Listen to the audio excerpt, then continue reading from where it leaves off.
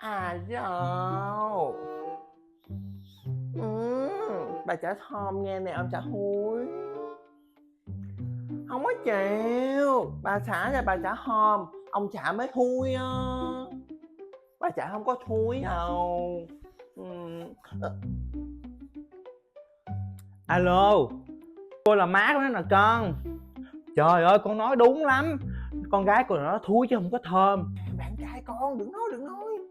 Trời đất ơi trời, con gái cô nha, đầu nó chí không. Chính tay cô bắt từng con chí cho nó nè.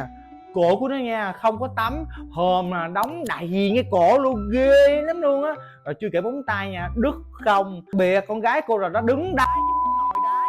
Mà nó đái xong nha, nó cũng không dội luôn, gớm lắm con. Ừ. Nó lóc mày rồi nè. Thôi mẹ.